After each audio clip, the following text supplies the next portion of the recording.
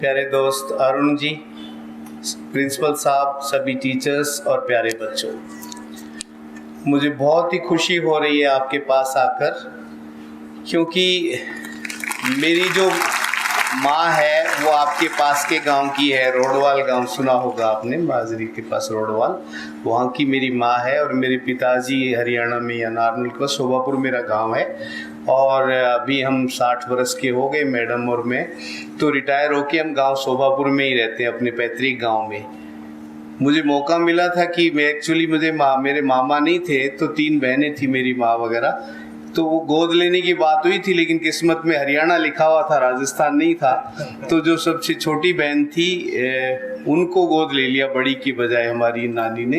तो वो लोग वहाँ रहते हैं, हमारी मौसी वगैरह। नहीं तो मैं भी आपका पड़ोसी होता राजस्थान में। और शोभापुर में रह के मेरे पिताजी टीचर थे, साधारण स्कूलों में पढ़ा हूँ। अब तो प्राइवेट स्कूल हो गए, उस टाइम होते नहीं थे। गवर्नमेंट स्कूल में पढ़ा मैं 5वीं तक अपने गांव में, 8वीं तक पड़ोस के गांव में। फिर 10th मैंने नारनौल से स्कूल से किया और बीकॉम गवर्नमेंट कॉलेज नारनौल से ही किया। उसके बाद मैं दिल्ली चला गया और दिल्ली जाके वहाँ पे मैंने एमकॉम किया। और उसके बाद में फिर मैं जीआईसी में असिस्टेंट एडमिनिस्ट्रेटर ऑफिसर लगा। और उसके बाद में फिर मैंने आईपीएस 1988 में 26 वर्ष की आयु में आईपीएस किया।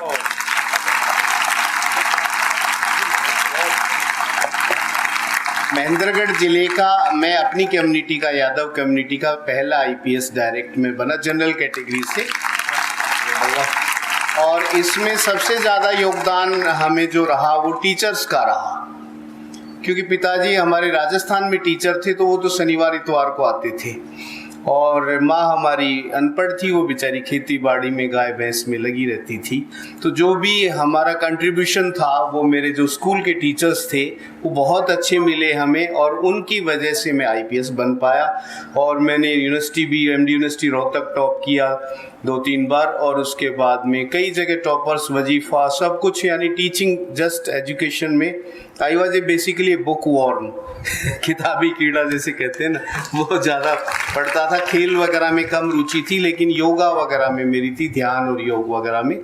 और खेल मैंने कम खेला, इसलिए फिजिकल डेवलपमेंट जितना होना चाहिए था उतना शायद नहीं हुआ। शरीर भी जैसे तकलीफ देता था, जब बाद में पढ़ाई ज़्यादा करते हैं, आंखें भी जैसे थोड़ी ख़राब हो गई ज़्यादा पढ़ने से। तो यानी आप साथ साथ पढ़ाई के साथ साथ खेल का भी थोड़ा ध्यान रखें। फिजिकल और मेंटल डेवलपमेंट दोनों बराबर होने चाहिए। Body and mind are not two, body is connected with mind and mind is connected with body. If your body gets weakened, your mind will be weakened. If your mind gets weakened, your body will be weakened. एक दूसरे को ताकत देता है और एक दूसरे को कमज़ोर भी करता है, दोनों जुड़े हुए हैं, दोनों अलग नहीं है। तो इसलिए आज स्वामी विवेकानंद का जन्मदिन है, और विवेकानंद जी ने बहुत बड़ी ज्ञान की बातें बताई। 2-4 मैं आपको बताना चाहूँगा। उन्होंने जो बात कही, arise awake and stop not till your goal is reached, उठो जागो और तब तक मत रुको जब तक आपका गोल प्राप्त नहीं हो जाए। ये किसी उपनिषद से उन्होंने लिया। उत्तिष्ठ जागृत प्राप्य वरान, उठो जागो और तब तक मत रुको जब तक आपका गोल प्राप्त न हो जाए। और गोल क्या हो सकता है उसके बारे में उन्होंने बताया। वो अद्वैतवादी थे। अद्वैतवादी बहुत कम लोग हुए हैं, जैसे भगवान बुद्ध अद्वैतवादी थे, शंकराचार्य अद्वैतवादी थे, और विवेकानंद भी अद्वैतवादी थे। अद्वैतवाद क्या कहता है कि ईश्वर, पुरुष ही ईश्वर है, अयम आत्मा ब्रह्म, ईश्वर आपसे अलग कुछ नहीं है, यू आर गॉड। ये बात बड़ी मुश्किल से समझ में आती है। तत्वमसि, तुम वही हो, अयम आत्मा ब्रह्म, ये वेद उपनिषदों के सेंटेंस है। तत्वमसि यानी गॉड कोई और नहीं है, तुम ही हो, तत्वमसि। अयम आत्मा ब्रह्म, ये जो आपके अंदर आत्मा है यही परमात्मा है। अयम आत्मा ब्रह्म, प्रज्ञानम ब्रह्म। जब तक जीव अज्ञान में होता है वो जीव है, जैसे ही उसको ज्ञान हो गया वो परमात्मा हो गया। इसीलिए हम कहते हैं भगवान राम, भगवान बुद्ध, भगवान महावीर, वो भी माँ के पेट से ही पैदा हुए थे। लेकिन जीव से भगवान कैसे हुए? क्योंकि उन्होंने अपना अज्ञान नष्ट कर दिया। जब तक हम अज्ञान में होते हैं, शंकराचार्य ने भी कहा, ब्रह्म सत्यम जगत मिथ्या, जीव ब्रह्म एव ना परः। जीव ब्रह्म ही है, अलग नहीं है। जब तक जीव में अज्ञान है वो जीव है, जैसे ही अज्ञान नष्ट हुआ वो ब्रह्म हो गया। तो यानी आप में बुद्धत्व के बीज है, आप में एनलाइटनमेंट के बीज है, आप में सर्वज्ञता के बीज हैं। आप सर्वज्ञ हो सकते हैं। यू कैन बिकम ओमनिशिएंट, सब कुछ जान सकते हैं। और ज्ञान आदमी के बच्चे में भगवान ने ज्ञान पहले से ही डाला हुआ है, गधे के बच्चे में तो है नहीं। इसलिए नहीं तो स्कूल में गधे के बच्चे या बंदर के बच्चे क्यों नहीं पढ़ाए जाते? यदि टीचर ज्ञान बाहर से अंदर डालता, यदि टीचर ज्ञान बाहर से अंदर डालता तो फिर तो कुत्ते में भी डालेगा, बंदर में भी डालेगा, उसमें वो उसका बीज नहीं है। ज्ञान का बीज, सर्वज्ञता का बीज टीचर का, किताब का, प्रकृति का, सूर्य का, चांद का, ये ज्ञानेंद्रियों का क्या रोल है? सिर्फ इतना, जो ज्ञान आपके अंदर छुपा हुआ है उसको अनकवर कर दे, to remove the curtain of ignorance. अज्ञान का पर्दा आपके अंदर से हटा दे कि आप जीव नहीं है, ब्रह्म है, वो ही ज्ञान है। आपका भ्रम मिट जाए। एक तो ये बात थी, पहली जो बात बतानी थी, यू कैन बिकम ऑमनिशिएंट, आप सर्वज्ञ बन सकते हैं, आप स्वयं बुद्ध बन सकते हैं। बुद्धत्व का बीज, ज्ञान का बीज आपके अंदर है। दूसरी बात जो विवेकानंद जी ने बताई वो है टाइम की। हम सोचते हैं हमारे पास बहुत कम टाइम है। एक शब्द आपने सुना होगा, टाइमलेस, अकाल। You are timeless. You were never born and you will never die. आपका शरीर पैदा हुआ है, मरता है। आपका जो ब्रह्म तत्व है, आपका जो आत्म तत्व है, वो कभी पैदा नहीं हुआ, कभी। दिस इज अल्टीमेट ट्रूथ, जो बहुत कम लोग बताते हैं। आपका जो आत्म तत्व है, that was never born and that will never die. This you must know. आपको जो डर लगता है वो इसलिए डर लगता है कि शरीर को चोट लगी, शरीर मर जाएगा। एक्चुअली शरीर ने तो कितना ही बचा लो, मरना है। लेकिन जो आपके अंदर आत्म तत्व है, ब्रह्म तत्व है, जो आप खुद हैं, वही हैं आप, तत्वमसि। That was never born and you will never die. That you must know. You should be fearless.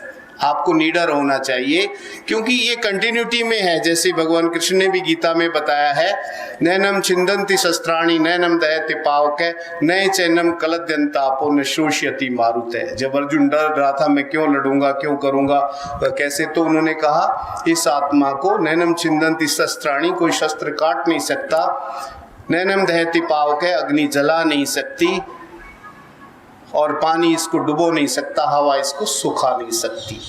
आपकी आत्मा अमर है, अजन्मी है, अमर है, इसलिए आपको पता होना चाहिए। There are two level of truths. इस संसार में दो सच्चाइयाँ हैं, अल्टीमेट ट्रुथ, कन्वेंशनल ट्रुथ। मैं आपको कुछ अल्टीमेट ट्रुथ बता रहा हूँ जो विवेकानंद ने बताई है, बुद्ध ने बताई है, शंकर ने बताई है। तो वो अल्टीमेट ट्रुथ क्या है? वो आप आत्म तत्व हैं, आपके पास पूरा समय है, आपको घबराने की जरूरत नहीं है। एक जन्म के बाद दूसरा जन्म, तीसरा जन्म, 1000 जन्म, जब तक ये ब्रह्मांड है आप कभी खत्म नहीं होंगे।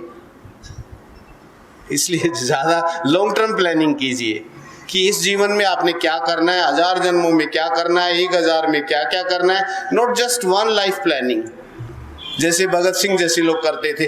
भगत सिंह ने कहा कि मैं मर भी गया तो अगले जन्म में देश को आजाद कराऊंगा।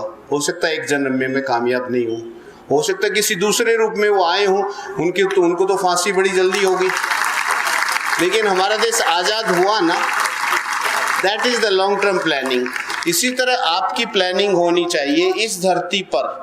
जब तक गरीबी है, भूखमरी है, बीमारी है, तकलीफ है दुनिया में, जब तक पूरी धरती पर दुख खत्म नहीं हो जाता, तब तक मैं बार बार जन्म लेकर इस धरती माँ की, भारत माँ की सेवा करता रहूंगा, करता रहूंगी। ये भाव आपका होना चाहिए, ये संकल्प आपका होना चाहिए, बड़ा संकल्प होना चाहिए। वसुधैव कुटुंबकम। आप छोटा ना अपने परिवार का भला करें, लेकिन पूरा ब्रह्मांड में कोई ऐसा व्यक्ति नहीं है जो कभी ना कभी आपके परिवार का सदस्य ना रह चुका हो, किसी न किसी जन्म में। कोई ऐसा नहीं है।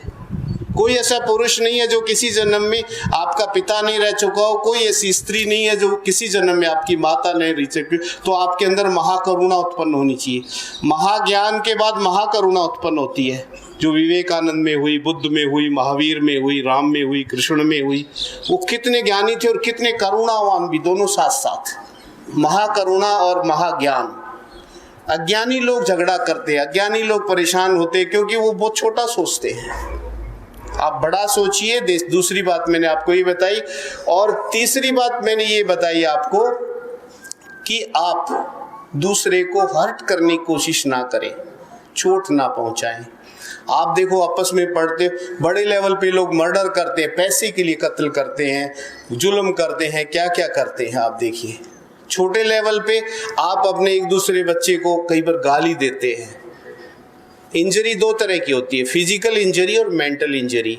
आप फिजिकल किसी को मारपीट करते हैं, बच्चे कहीं झगड़ालू होते हैं, मारपीट, वो अच्छी चीज नहीं है, वो आपका भाई है, वो सब गलत है।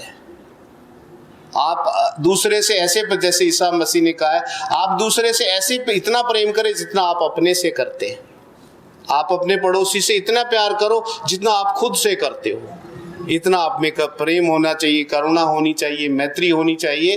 तो ये दो चार बातें मैंने आपको बतानी थी। मैं आपको शुभकामनाएं देता हूँ। आप पूर्ण ज्ञान प्राप्त करें, सर्वज्ञता प्राप्त करें, बुद्धत्व प्राप्त करें और भारत माता की ज़्यादा से ज़्यादा सेवा करें, ज़्यादा से ज़्यादा कल्याण करें। और आप देखिए जो हमारे प्रधानमंत्री मोदी जी भी हैं, उन्होंने भी स्वामी विवेकानंद से, उनके रोल मॉडल है, उन्हीं से प्रेरणा लेकर उन्होंने ये प्राइम मिनिस्टर की कुर्सी तक पहुँचे हैं।